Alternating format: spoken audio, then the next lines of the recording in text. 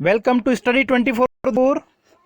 आज के इस वीडियो में हम 30 मल्टीपल चॉइस क्वेश्चन से सांख्यिकी के, जिसमें हमारा समांतर माध्य मध्यिका बहुलक केंद्रीय प्रवृत्ति के जो माप होते हैं, विषमता, अपकिरण और जो सहसंबंध गुणांक है, प्रतिगमन गुणांक है, इनसे संबंधित 30 मल्टीपल चॉइस क्वेश्चंस को आज के इस वीडियो लेक्चर में हम देखेंगे। सबसे पहला प्रश्न देखिए, जो हमने पिछले वीडियो में बताया था आपको। ए और बी में सहसंबंध गुणांक शून्य होने पर दोनों चर मूल्य, ठीक है, सहसंबंध गुणांक आर की वैल्यू अगर 0 के बराबर हैं, इसका मतलब क्या हो गया, जो दो श्रेणियां हैं उनके बीच में किसी प्रकार का कोई सहसंबंध नहीं है। आर इक्वल टू अगर +1 होता है तो इसको कहा जाता है पूर्ण धनात्मक, और आर इक्वल टू अगर -1 होता है तो इसको हम क्या कहते हैं, पूर्ण ऋणात्मक। सहसंबंध गुणांक का जो मान होता है वो 0 से लेकर 1 के बीच में होता है, और आर अगर सहसंबंध गुणांक का मान 0 होता है, इसका मतलब क्या हो गया, दोनों श्रेणियों में किसी प्रकार का कोई सहसंबंध नहीं है। तो यहाँ पे आपका आंसर कौन सा हो जाएगा, ऑप्शन सी। नेक्स्ट देखिए, संगामी विचलन विधि, कॉनकरंट मेथड जो होती हैं के द्वारा सहसंबंध गुणांक निकालने के लिए कौन से सूत्र का प्रयोग किया जाता है। देखिए, इस विधि में हम क्या करते हैं, हमारे पास में x और y श्रेणी के जो भी चर मूल्य दे रखे होते हैं, अगर श्रेणी के मूल्यों में अगर वृद्धि हो रही है तो उसको हम विचलन के रूप में प्लस, और अगर घटते हैं तो उनको हम माइनस के द्वारा व्यक्त करते हैं। और अंत में इसमें जो फॉर्मूला यूज किया जाता है वो कौन सा होता है, r equal to plus minus under root plus minus 2c minus n upon n। तो यहां पे आपका आंसर कौन सा हो जाएगा, ऑप्शन बी। अगला है, निम्न कथनों पर विचार कीजिए। कार्ल पियर्सन के सहसंबंध गुणांक की गणना में समांतर माध्य एवं बहुलक की आवश्यकता पड़ती है, नहीं। ठीक है, सहसंबंध गुणांक अगर ज्ञात करना है कार्ल पियर्सन का, तो उसके लिए हमको प्रमाप विचलन की आवश्यकता होती है, स्टैंडर्ड डेविएशन की। तो पहला कथन आपका गलत हो जाएगा। दूसरा है, संगामी विचलन सहसंबंध गुणांक की गणना करते समय पदों के चिन्हों पर ध्यान नहीं देते हैं। पिछले क्वेश्चन में मैंने आपको बताया था कि संगामी विचलन विधि में हम क्या करते हैं, जो भी मूल्य हैं अगर बढ़ रहे होते हैं तो उनको प्लस का साइन दिया जाता है, और घटते हैं तो माइनस का साइन। इसका मतलब चिन्हों पर ध्यान दिया जाता है। तो यहाँ पे दोनों कथन गलत हैं, तो करेक्ट आंसर आपका हो जाएगा ऑप्शन डी। नेक्स्ट है, निम्नलिखित कथनों पर विचार कीजिए। संगामी विचलन विधि में श्रेणी के पद मूल्यों के विचलनों की दिशा का ध्यान रखा जाता है, बिल्कुल सही है। अगर मूल्यों में वृद्धि होती है तो प्लस धनात्मक साइन दिया जाएगा, और अगर घटते हैं तो ऋणात्मक, बिल्कुल सही है। मूल्यों के विचलनों की दिशा का ध्यान रखा जाता है। पद मूल्यों की मात्रा को न लिखकर केवल उसके धनात्मक, ऋणात्मक या शून्य के चिन्ह को लिखते हैं, बिल्कुल सही है। ठीक है, तो यहाँ पे दोनों कथन हमारे सही हैं। करेक्ट आंसर आपका हो जाएगा ऑप्शन सी। अगला है, ईमानदारी, सुंदरता आदि चरों के सहसंबंध गुणांक निकालने के लिए किस विधि का प्रयोग किया जाता है।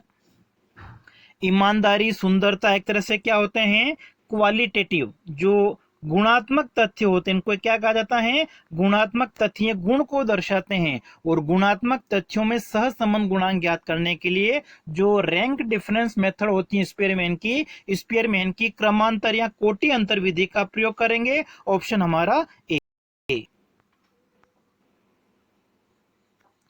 अगला है, स्पीयरमैन की कोटि अंतर सहसंबंध गुणांक निकालने के लिए किस सूत्र का प्रयोग करते हैं। रैंक डिफरेंस मेथड की अगर हम बात करें स्पीयरमैन की, तो उसमें हमारा फॉर्मूला होता है 1 - 6 sigma D square upon n square -1। या नीचे अगर इस ब्रैकेट को हम खोलें तो यहाँ पे n स्क्वायर की जगह क्या हो जाएगा, इसको अगर हम खोले दिए आपका हो जाएगा n³ - n। तो अपॉन में हम ये भी ले सकते हैं, तो 1 - 6 sigma D square upon n³ - n। Option हमारा हो जाएगा सी।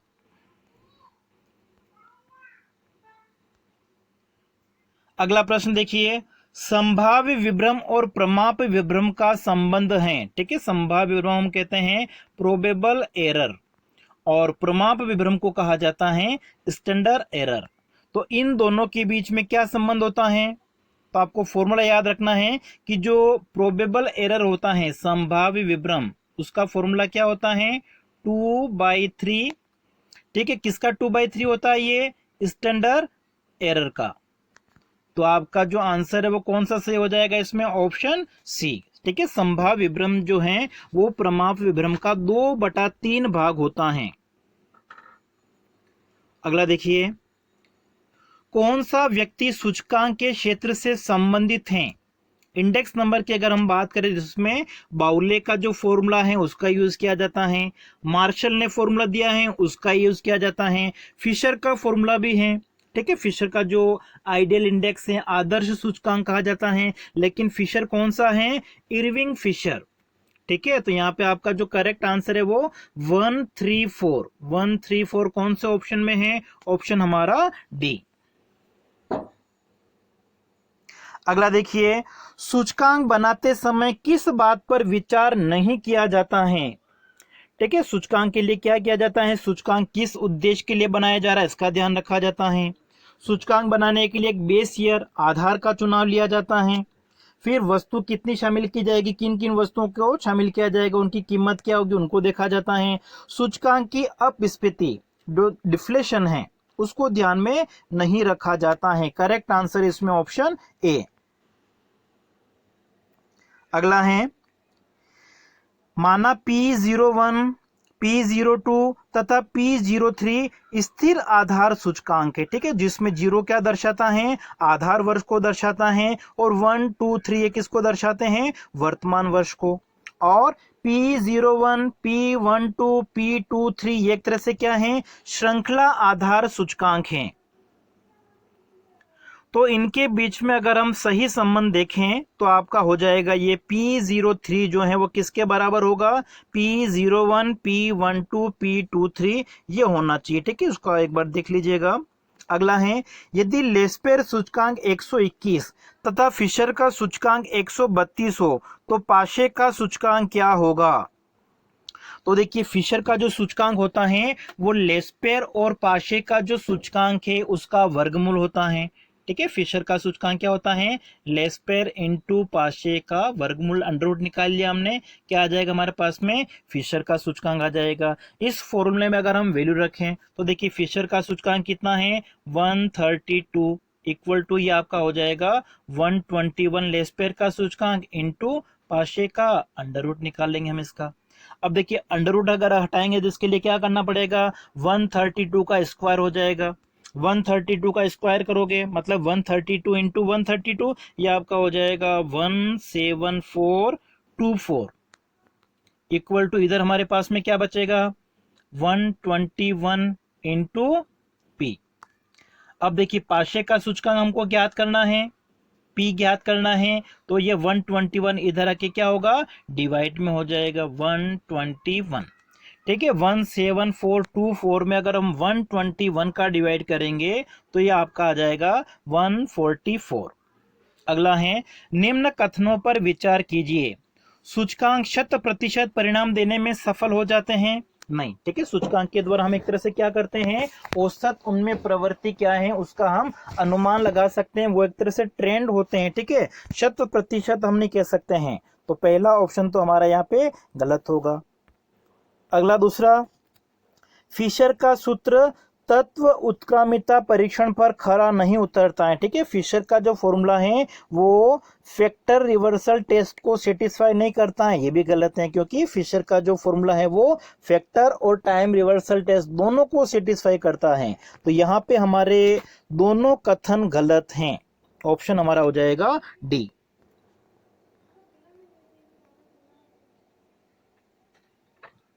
अगला देखिए, निम्न कथनों पर विचार कीजिए। उपभोक्ता मूल्य सूचकांक पूरे देश के लिए एक निकाला जाता है? नहीं। ठीक है, जो कंज्यूमर प्राइस इंडेक्स है वो अलग अलग वर्गों के लिए अलग अलग याद किए जाते हैं। जैसे कृषि वर्ग के जो श्रमिक हैं उनके लिए अलग याद किया जाएगा, औद्योगिक श्रमिकों के लिए अलग याद किया जाता है, तो अलग अलग निकाला जाता है। पहला कथन हमारा गलत है। दूसरा है भारित मूल्यानुपात विधि, वेटेड प्राइस रिलेटिव मेथड को पारिवारिक बजट विधि, फैमिली बजट मेथड कहते हैं, ये सही है। ठीक है, केवल हमारा दूसरा कथन यहाँ पे सही है, ऑप्शन हमारा बी सही हो जाएगा। नेक्स्ट हमारा है परिघात। परिघात को इंग्लिश में हम कहते हैं मूवमेंट। प्रवृत्ति दो तत्वों पर निर्भर करती है, शक्ति की मात्रा तथा मूल बिंदु से उस बिंदु की दूरी जिस पर शक्ति का भार पड़ता है। ठीक है, ये हमारा जैसे 0 है, इधर आपका 1 2 3 हो जाएगा। तो यहाँ पे अगर हम देखें, ठीक है, तो ये किसको दर्शाएगा, शक्ति की मात्रा और मूल बिंदु से उस बिंदु की दूरी। जैसे यहाँ पे 3 है, 3 इंटू 4 करने पर यहाँ पे आपके पास में आ जाता है 12। तो यहाँ पे 6 इंटू 2 करने पर कितना आएगा, 12 आएगा। ठीक है, मोमेंट अगर आपने पढ़ रखा होगा तो इसका मतलब क्या हो गया, शक्ति की मात्रा और मूल बिंदु से उस बिंदु की दूरी जिस पर शक्ति का भार पड़ता है, ये ऑप्शन आपका इसमें सही होगा।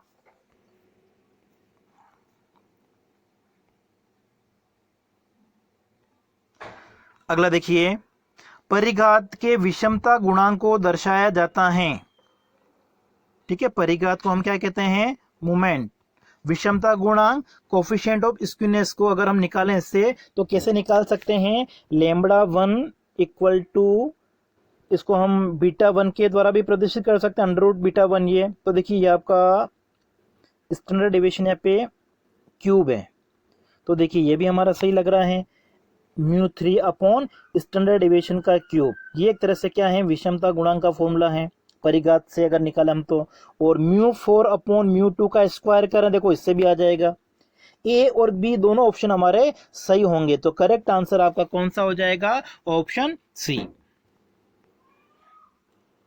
अब देखिए आगे के जो प्रश्न हैं उसके बारे में हमको क्या बताना है कि अगर हमारा कथन सही है, पहला दो कथन दे रखे होंगे, अगर पहला कथन सही है और दूसरा गलत है, उसके लिए हमको बताना है कि हमारा आंसर क्या होगा, ये होगा। यदि सेकंड वाला कथन गलत है और फर्स्ट वाला सेकंड वाला सही है और फर्स्ट वाला गलत है, उसके लिए हमको बताना है हमारा आंसर क्या होगा, बी होगा। यदि दोनों सही हैं, दो कथन दे रखे हैं दोनों सही हैं, उसके लिए हमको बताना है हमारा ऑप्शन क्या होगा, सी होगा। और दोनों कथन गलत है, उसके लिए हमको क्या बताना है, हमारा ऑप्शन क्या होगा, डी होगा। ठीक है, बस मैं आपको डायरेक्ट बता दूंगा यहाँ पे।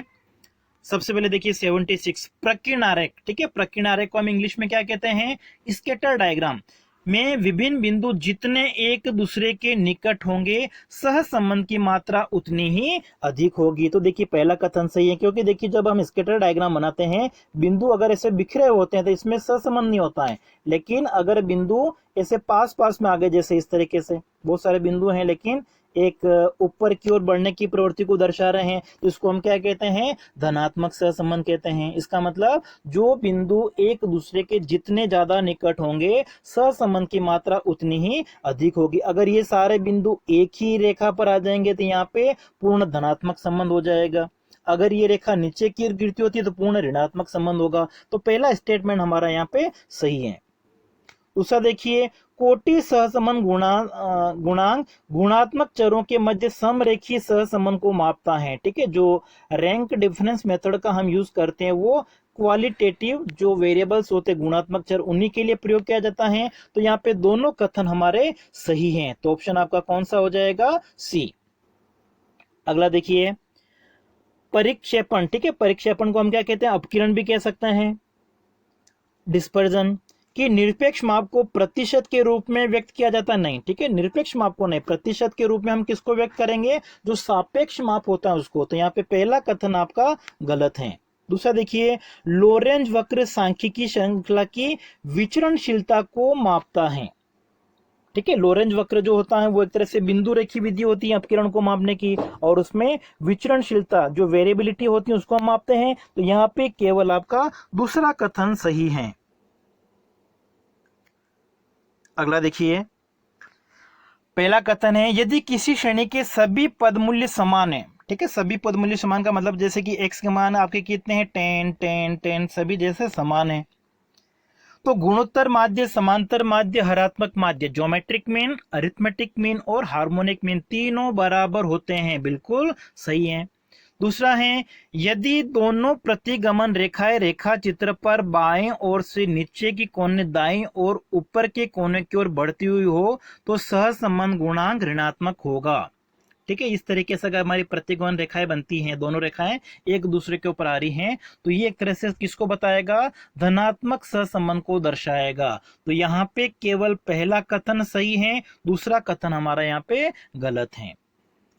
अगला देखिए, कथन फर्स्ट है, माध्य विचलन किसी श्रेणी के समांतर माध्य से निकाले गए विभिन्न मूल्यों के विचलनों का माध्य होता है। सिग्मा dx निकालते हैं हम, या x माइनस एक्स बार करते हैं और उसमें हम n का डिवाइड कर देते हैं। तो यहाँ पे पहला कथन हमारा बिल्कुल सही है। ठीक है, और साथ में देखिए माध्य विचलन जो होता है वो समांतर माध्य, मध्य का बहुलक, तीनों से हम ज्ञात कर सकते हैं। तो यहाँ पे पहला कथन सही है। दूसरा, यदि किसी वितरण में सममित का अभाव है तो वह वितरण विषम कहलाएगा।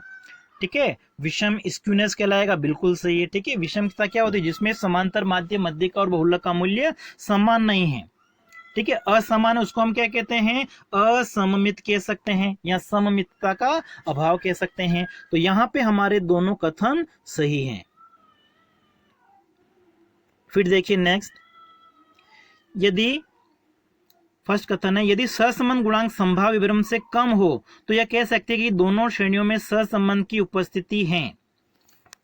सहसंबंध गुणांक संभाव्य विभ्रम से कम है, R is less than probable error, नहीं, ये बिल्कुल गलत है। ठीक है, सहसंबंध गुणांक की उपस्थिति के लिए क्या जरूरी है, आर जो सहसंबंध गुणांक है उसका मान ज्यादा होना चाहिए 6 इंटू पीई के, संभाव्य विभ्रम के 6 गुने से।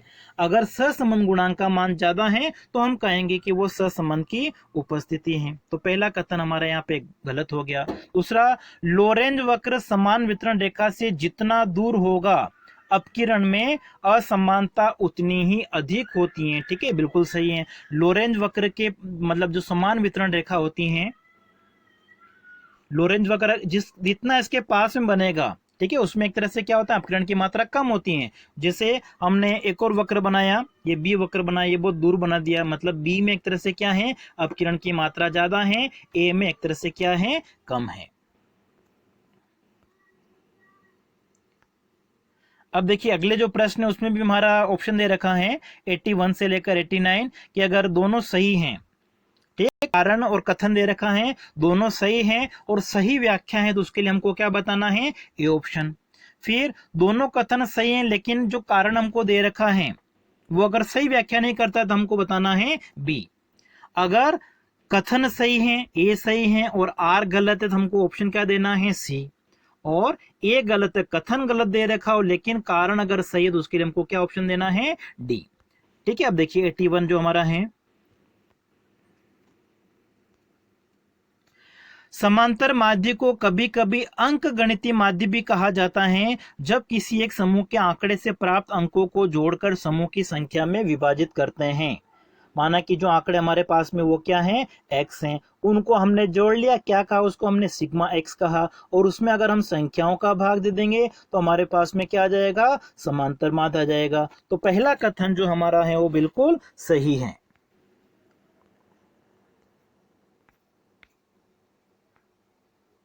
अब इसके साथ में कारण दे रखा है, समांतर माध्य वह प्राप्तांक है जिसके दोनों ओर प्रदत्तों का विचलन समान होता है। जो हम dx निकालते हैं x माइनस एक्स बार करके,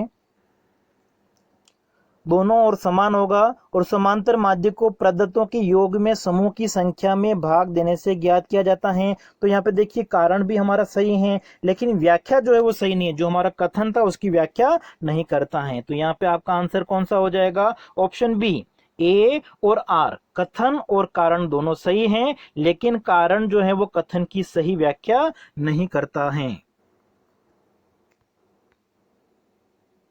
अगला देखिए, केंद्रीय प्रवृत्ति का तात्पर्य आवृत्ति वितरण में किसी प्राप्तांक के केंद्र की ओर झुकाव से है। एक केंद्रीय प्रवृत्ति का माप क्या दर्शाता है? जिसमें जो मूल्य है वो केंद्र में स्थित होने की प्रवृत्ति को दर्शाते हैं। बिल्कुल सही है। कौन सा प्राप्तांक वितरण के केंद्र से नजदीक है का पूरा ज्ञान केंद्रीय प्रवृत्ति देता है? बिल्कुल सही कि x बार का मान अगर माना कि हमारा आ गया 50 आ गया, इसका मतलब क्या हो गया? उस श्रेणी के अधिकांश जो मूल्य हैं इस 50 के नजदीक है। तो यहाँ पे हमारे दोनों कथन जो है वो सही है, लेकिन व्याख्या सही नहीं है, कारण नहीं कह सकते हम इसको। अगला है लोरेंज वक्र विक्षेपण मापने की ग्राफिक विधि है। लोरेंज कर्व जो होता है वो डिस्पर्जन को मेजरमेंट करने की ग्राफिकल मेथड है। बिल्कुल सही है। यह एक संचय आवृत्ति है जिसका प्रयोग धन, लाभ, आय आदि की असमानता के लिए किया जाता है। तो ये हमारा भी बिल्कुल सही है। अगला देखिए, केंद्रीय प्रवृत्ति की माप की दो उपयोगिता हैं। प्रथम, यह अकेली ऐसी माप है जो समूह के सभी आंकड़ों का प्रतिनिधित्व करती हैं। बिल्कुल सही हमारा फर्स्ट ऑप्शन।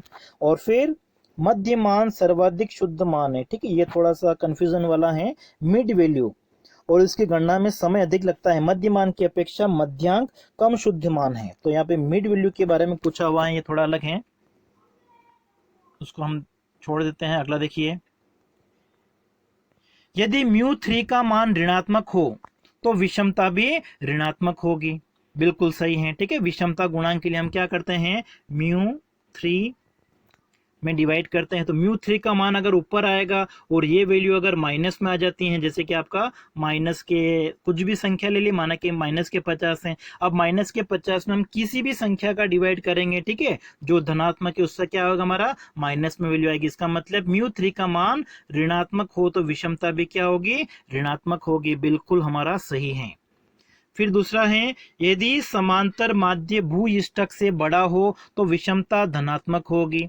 ठीक है, हमने पिछले वीडियो में इसको देखा था। या जो कार्ल पियर्सन का फॉर्मूला है वो भी आप याद रख सकते हैं। कार्ल पियर्सन का जो विषमता गुणांक है उसमें फॉर्मूला होता है हमारा समांतर माध्य माइनस बहुलक अपॉन प्रमाप विचलन। और समांतर माध्य का मान बड़ा मतलब माना कि ये x बार कितना है? 50, और बहुलक z अगर छोटा है तो 50 में से किसी भी छोटी संख्या को अगर हम माइनस करेंगे क्या आएगा? धनात्मक आएगा। जैसे कि 50 में से हमने 40 को माइनस कर दिया, कितना आएगा? 10 आएगा। प्लस के 10 आए। अब प्लस के 10 में प्रमाप विचलन जो धनात्मक मूल्य होगा उसको हम भाग देंगे तो क्या आएगा? धनात्मक आएगा। इसका मतलब दूसरा कथन भी हमारा सही है। दोनों कथन सही है, ठीक है, लेकिन व्याख्या सही नहीं है। अगला है, सहसंबंध गुणांक का मान +-1 से 0 के मध्य। ठीक है, आर की जो वैल्यू होती हैं वो 0 से लेके +-1 के बीच में होती हैं। बिल्कुल सही है। स्वतंत्र रूप से रह रहे दूसरे चरों के मूल्यों में परिवर्तन ही सहसंबंध। जैसे कि दो श्रेणियां हैं, x और y, दोनों स्वतंत्र श्रेणियां हैं, इनके बीच में जो परिवर्तन होता है उसका अध्ययन हम सहसंबंध के द्वारा करते हैं। तो यह भी सही होना चाहिए। ऑप्शन आपका दोनों सही है, दोनों कथन और कारण सही हैं। अगला देखिए, घंटाकार वितरण में वक्र में माध्य, मध्यिका और बहुलक एक समान होंगे।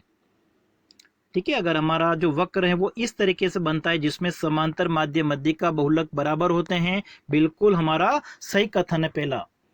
इसमें कोई वैषम्य, विषमता, स्क्यूनेस जिसको हम कहते हैं नहीं होती है। बिल्कुल सही है। जब समांतर, माध्य, मध्यिका, बहुलक, मीन, मोड, मीडियन तीनों इक्वल होंगे, बराबर होंगे, और हमारा आकार, वक्र का आकार अगर इस तरीके से बनेगा, इसका मतलब कोई स्क्यूनेस नहीं है। तो यहाँ पे दोनों कथन सही हैं और जो कारण है वो कथन की सही व्याख्या करता है। अगला देखिए, कथन ए, सहसंबंध गुणांक r का मान सार्थक है यदि r का मान संभाव्य विभ्रम के 6 गुने से अधिक है। r is greater than 6 into PE, ये भी बताया था मैंने आपको। तो पहला कथन हमारा सही है। दूसरा देखिए, सहसंबंध गुणांक की सीमाएं हो सकती हैं r प्लस माइनस। देखिए, सहसंबंध गुणांक की अगर हमको सीमाएं निकालनी तो सीमाएं क्या होती हैं? r plus minus PE. ठीक है, 3 इंटू पी होती है वैसे। तो हमारा दूसरा कथन यहाँ पे गलत है, केवल पहला सही है। अगला देखिए, फिशर के सूचकांक को आदर्श सूचकांक कहा जाता है, आइडियल इंडेक्स है, बिल्कुल सही है। क्यों कहा जाता है? क्योंकि फिशर का जो सूचकांक होता है वो समय उत्क्रमिता परीक्षण, टाइम रिवर्सल टेस्ट और फैक्टर रिवर्सल टेस्ट, तत्व उत्क्रमिता परीक्षण को संतुष्ट करता है। तो यहाँ पे दोनों कथन और कारण सही हैं और कारण जो है वो कथन की सही व्याख्या करता है।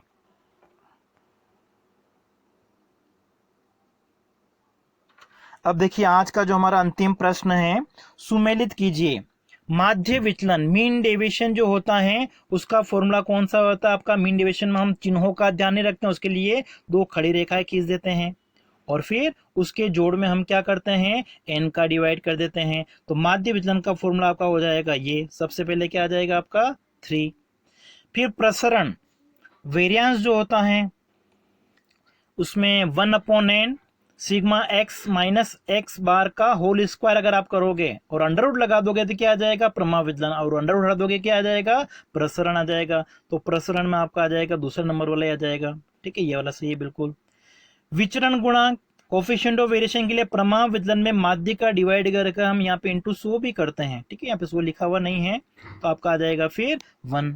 और फिर मानक विचलन अगर हमको ज्ञात करना है तो मानक विचलन स्टैंडर्ड डेविएशन हम कैसे निकाल सकते हैं? Sigma D X upon N, ठीक है, sigma D X square upon N का अंडर रूट निकाल के, और डी एक्स की जगह हम क्या ले सकते हैं? एक्स माइनस एक्स बार भी ले सकते हैं, मतलब ये आपका फोर्थ ऑप्शन, ठीक है, 3214